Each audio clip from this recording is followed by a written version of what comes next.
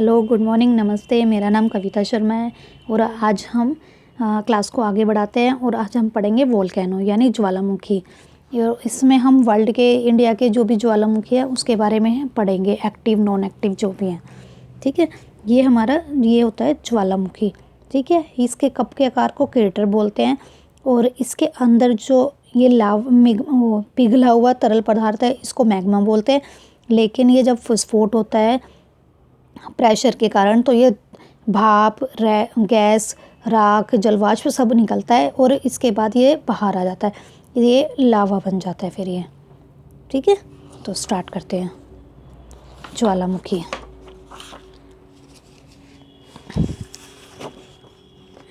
Volcano.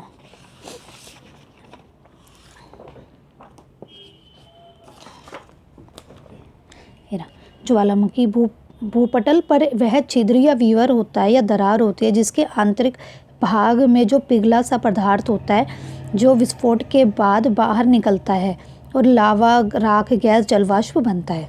ठीक है, ये मैग्मा है। जब इसमें प्रेशर बनता है तो विस्फोट होता है जिसके कारण इसमें से तरल पदार्थ बाहर निकलता है और बाहर निकलता है उसको लावा कहा जाता है। ठीक है, और ये भाप, गैस, जलवाष्प ज़्यादा होता है और इसमें जलवाष्प की मात्रा सबसे अधिक होती है। क्रेटर ज्वालामुखी के मुख का आकार कप के आकार का होता है जिसको क्रेटर कहते हैं। ये कप के आकार को क्रेटर कहते हैं। सिंडर ज्वालामुखी के मुख से लावा हवा से में उड़कर शीघ्र ही ठंडा हो जाता है और छोटे छोटे टुकड़ों में बदल जाता है। ये देखिए, ये मैग्मा है, ये लावा है जो ये बाहर निकल रहा है और ये ठोस हो जाएगा, पिघला हुआ है फिर पर निकलता रहेगा, वो ठोस हो जाएगा तो ये सिंडर कहलाया जाता है। ठीक है, मैग्मा जो इसके अंदर का तरल पदार्थ, ज्वालामुखी के अंदर का तरल पदार्थ। लावा ज्वालामुखी के बाहर निकलने पर तरल पदार्थ लावा कहलाया जाता है। ये मैग्मा है, ये बाहर आ जाएगा तो ये लावा है, लेकिन जब वो बाहर निकल कर ठंडा हो जाएगा और ठोस बन जाएगा तो उसको सिंडर कहा जाता है। कैल्डेरा पुराने ज्वालामुखी के ऊपरी सिरे पर बने क्रेटर को कैल्डेरा कहा जाता है। जलवाष्प ज्वालामुखी जो फटता है उसमें सबसे अधिक मात्रा में जलवाष्प होती है। जलवाष्प 60 से 70% होती है। कार्बन डाइऑक्साइड, सल्फर डाइऑक्साइड और नाइट्रोजन। ज्वालामुखी 3 प्रकार का होता है, एक्टिव, डोरमेंट और एक्सटिंक्ट। सबसे पहले पढ़ेंगे हम एक्टिव, सक्रिय ज्वालामुखी। वर्ल्ड में अब तक के टोटल 500 एक्टिव वोल्केनो हैं। सबसे पहले माउंट कोटोपैक्सी, ये इक्वाडोर में है, ये सबसे ऊंचा ज्वालामुखी है और सबसे एक्टिव है किलामो। Mount Cotopaxi, mount Etna Italy में है, स्ट्रोम्बेली इटली में है, फ्यूजामा भी एक्टिव है, ये इटली में है, जापान में। कोलिया नॉर्थ अमेरिका के मैक्सिको में है और ये बहुत सक्रिय ज्वालामुखी है। इसमें अब तक 40 बार उद्गम हो चुका है।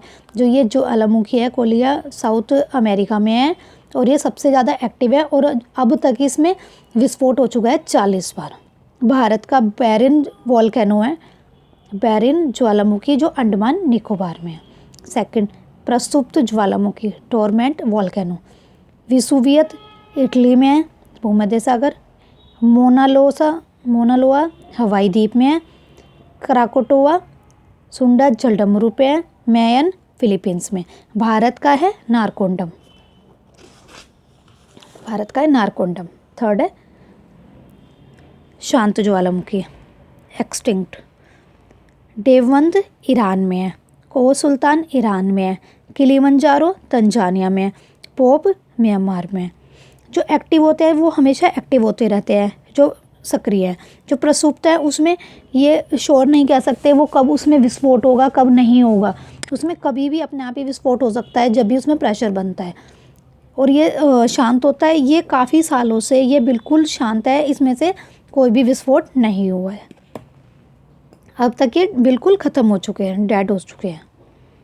ठीक है, पोप म्यांमार में। जिम्ब्राजो दक्षिण अमेरिका में।